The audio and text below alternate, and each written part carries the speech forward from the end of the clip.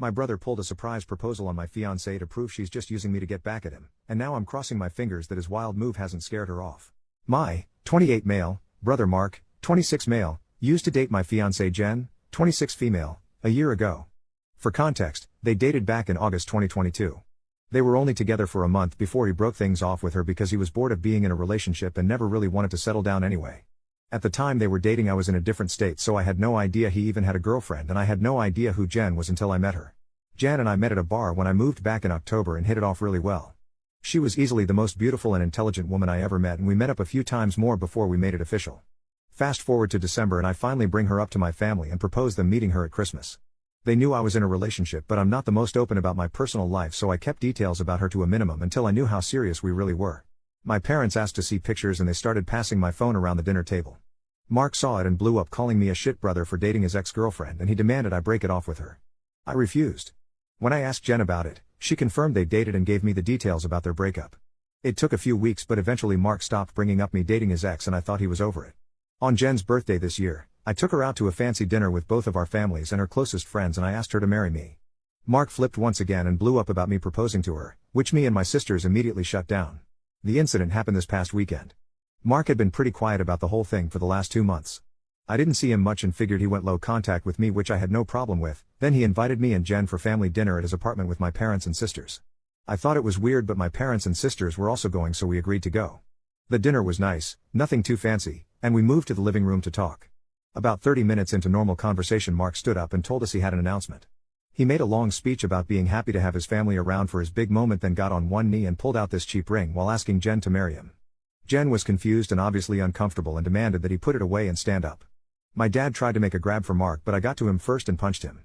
I won't repeat most of it, mostly because I was too angry to even listen to most of it, but he said something along the lines of wanting to show me that Jen wasn't really into me and just wanted to get back at him. Before it could get worse, my parents rushed me out and promised to talk to him. It's been a few days since it happened and I'm still pissed off. I don't know what to do at this point. I'm scared Jen might have second thoughts marrying me because of this. Any advice? Edit to add later that day. First, thanks for reading and responding. I want to clarify a few things that I saw in the comments. 1. Jen and I are newly engaged. It was one of those feelings where we both knew we were in it for the long run. As fast as it is, I'm sure about her. 2. When we met, I was the one who approached her, not the other way around. Whether she knew or had suspicions of us being related, I don't know. I asked after finding out they dated and she says she had no idea. I didn't have a reason to doubt that, but I can admit this, seemingly, overreaction on Mark's part does raise red flags. 3. I had no idea she and Mark dated when I met her. Mark and I aren't close at all. We used to be, but as we grew up we drifted and talked less and less. Before I moved back, we didn't really speak much aside from special days like his or my birthday. Jen knew of my family but not much until I decided I was ready to introduce them to her. When she and Mark met, again, I didn't get a sense of any residual feelings on either part. She didn't treat him like a stranger, but she also wasn't overly affectionate with him either. 4. I was told this was a relationship that lasted a month. I didn't think I needed permission from Mark to ask her to marry me, but maybe that was wrong of me. I'm not sure. That being said, I plan to talk to Mark this weekend to lay everything out on the table and figure out what's up. I never asked for his side of their relationship, which is my fault for not doing my due diligence. Update 2 days later, I called Mark and asked him to meet up with me at my place to talk. I told him I would prefer Jen to be around for the talk as well, but I was cool with it if he didn't want her there. He agreed to talk to both of us and showed up at my place around noon today. It was pretty quiet for a few minutes before I started the conversation.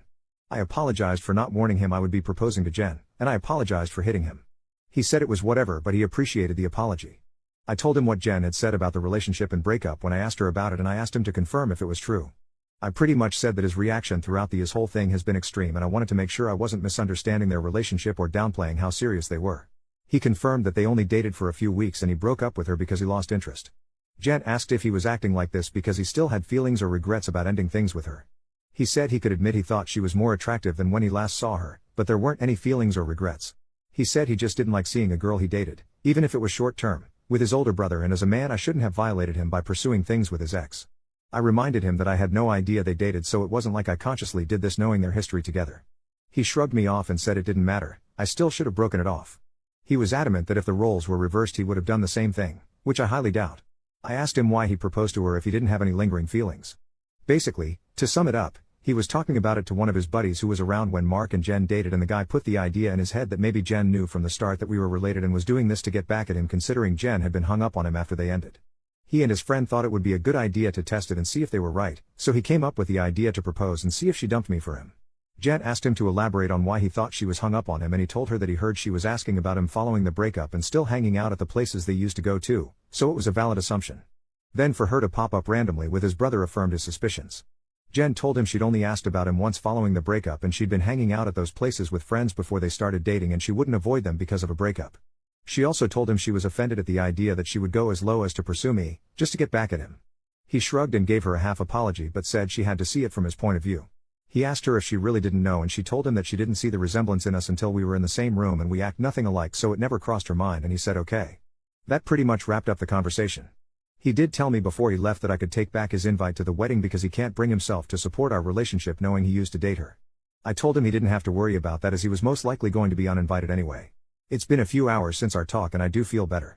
My parents aren't too happy about him being uninvited, but they understood that it was a mutual decision and probably for the best. My sisters told me they knew he didn't have a good reason for being a jerk and they don't blame me for not wanting him at the wedding. As of now, I'm going to limit contact with Mark and I doubt he'll reach out to me anytime soon either. Once again, I want to thank everyone for reading and commenting, and if anything significant happens, I'll update again. Second update 2 months later, so I've been low contact with Mark since our last conversation. I haven't called him and he hasn't called me, and our only interactions have been in family settings. As it stands, my mom is now upset that Mark is still uninvited for my wedding. It started with a comment made during my younger sister Sophie's birthday, 22 female. Her boyfriend of, I think, 4 years proposed to her at the end of the night and we sat around talking about what she envisioned for her dream wedding.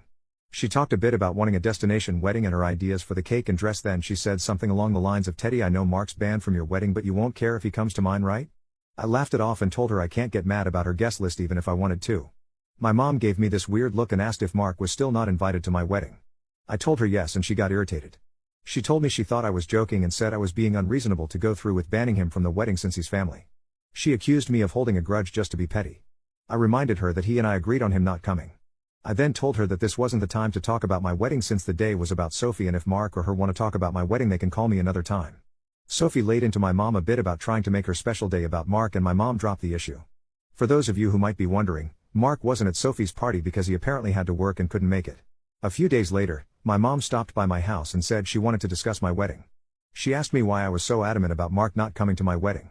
She said that I shouldn't be so insecure about Mark and Jen's previous relationship and that uninviting him was a step too far. I told her that Mark and I mutually agreed on him not coming to the wedding and he can come to me about it himself if he has a problem with it.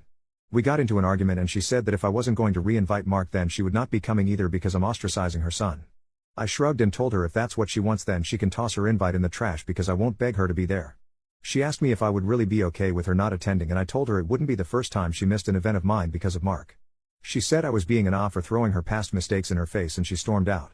I then started getting messages and phone calls from her and a few family members about the whole situation saying I was in the wrong and urging me to invite Mark just to keep the peace.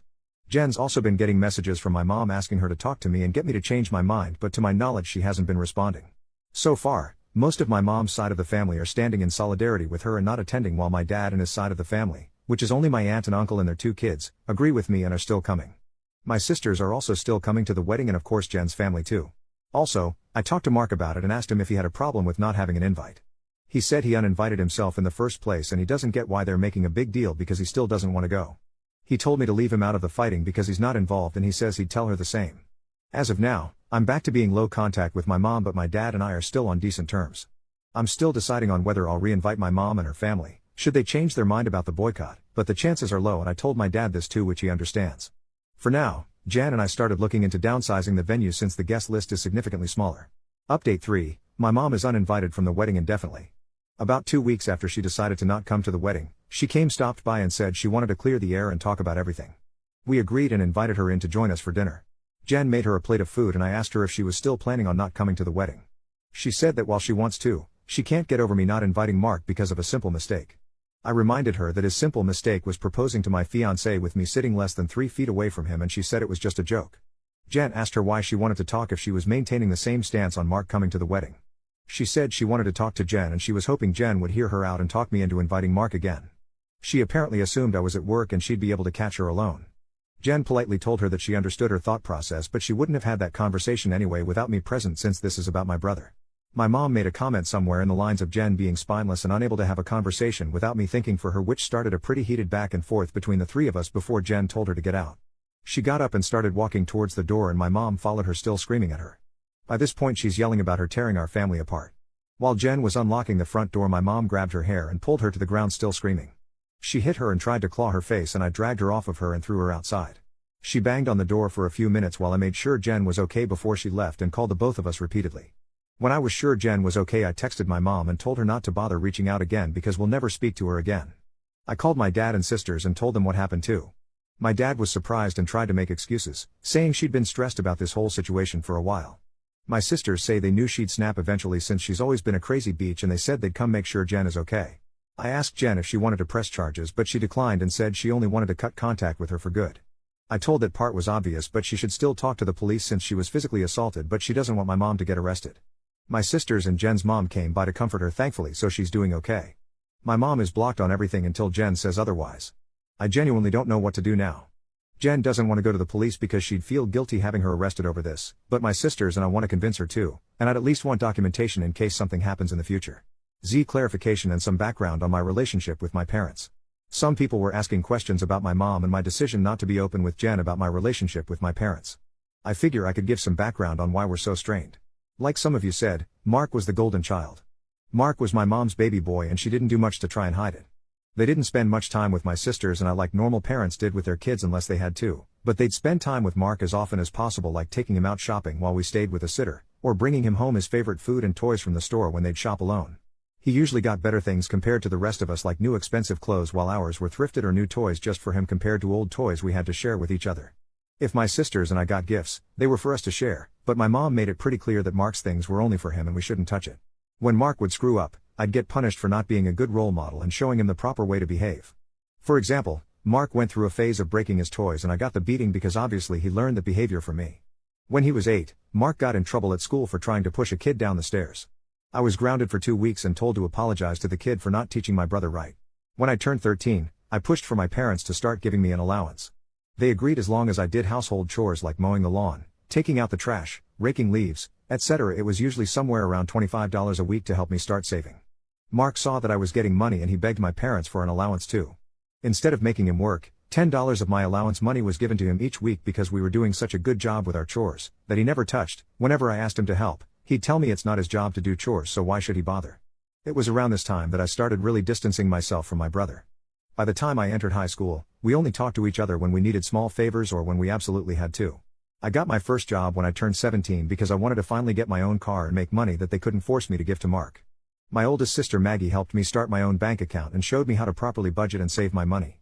I got my first car at 18 after all of my hard work. When Mark got his license, my parents asked me to let him use my car to get around and for extra practice behind the wheel. Reluctantly I agreed and for a while the arrangement was fine. Mark used my car when I didn't need it and helped maintain it pretty well. When he expressed wanting my parents to buy him his own car, my mom came to me and told me to give him my car because he needed it more. When I refused, she threatened to kick me out.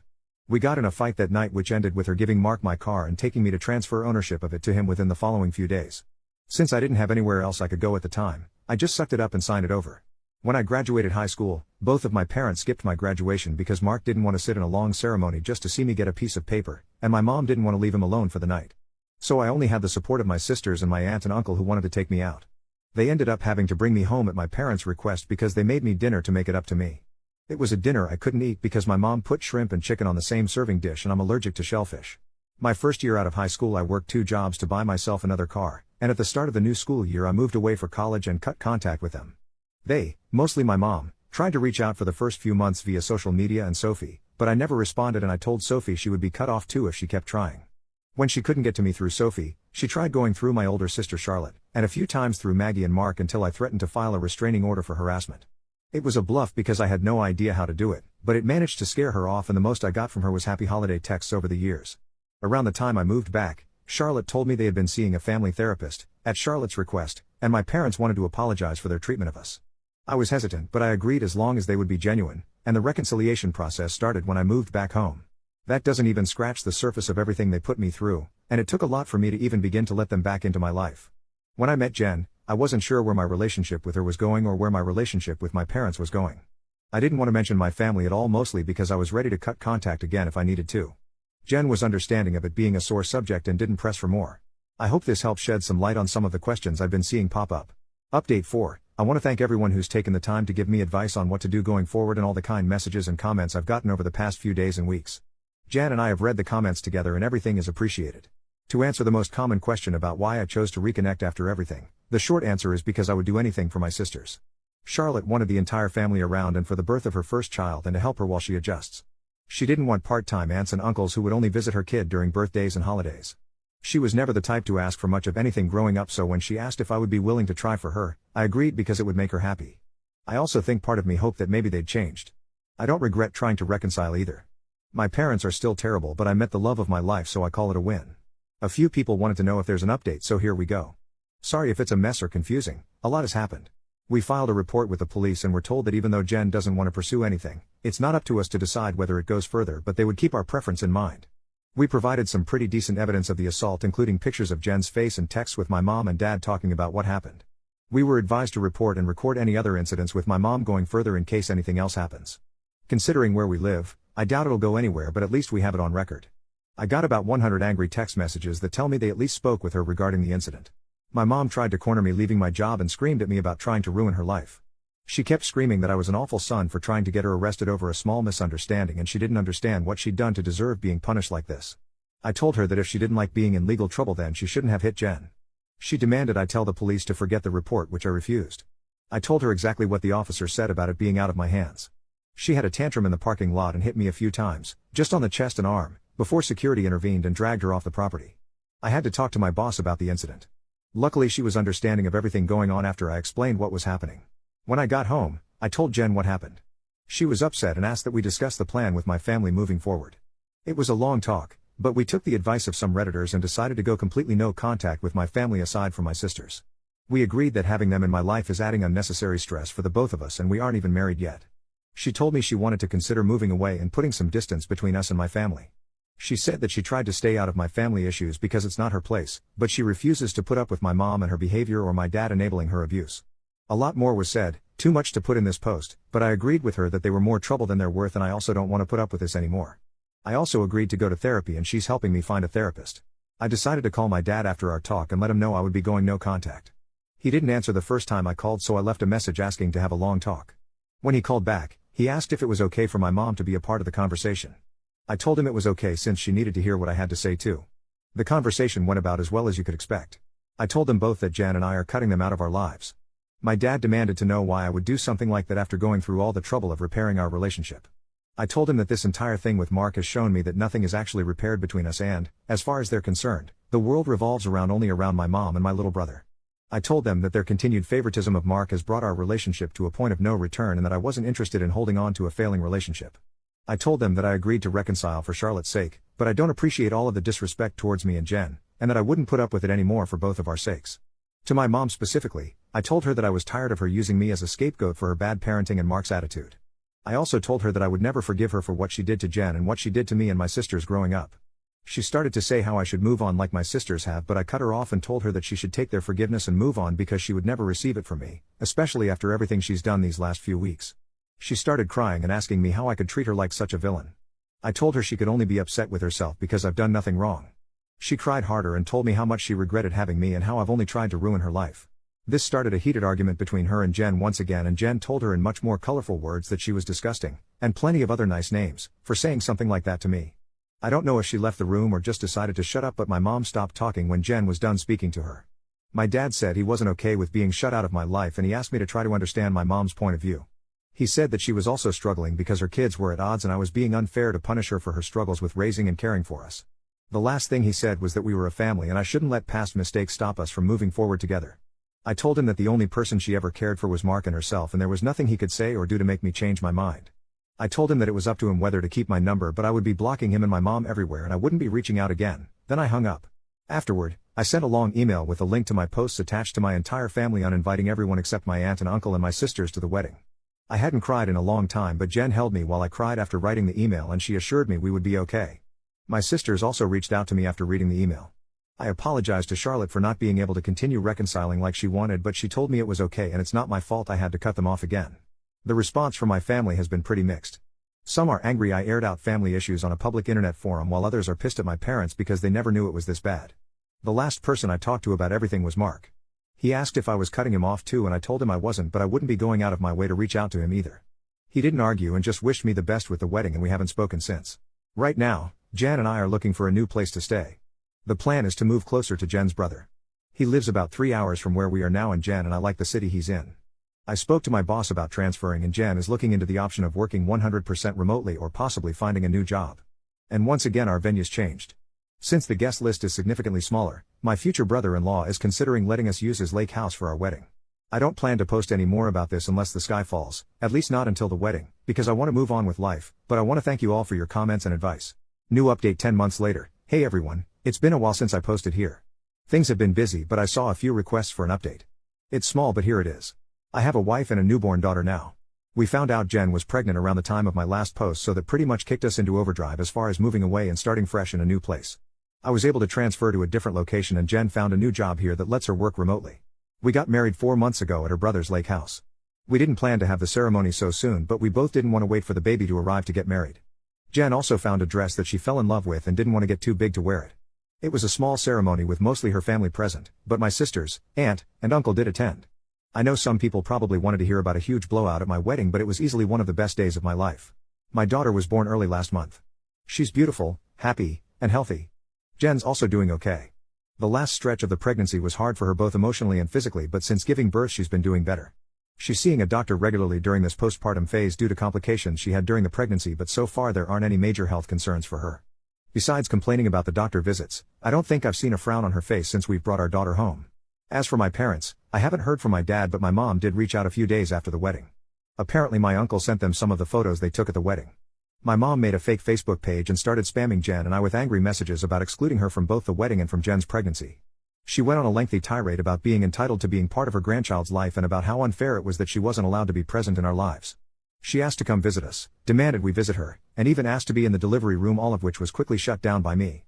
I screenshot everything and emailed it to myself in case I'd need it for a protection order in the future, then I blocked her.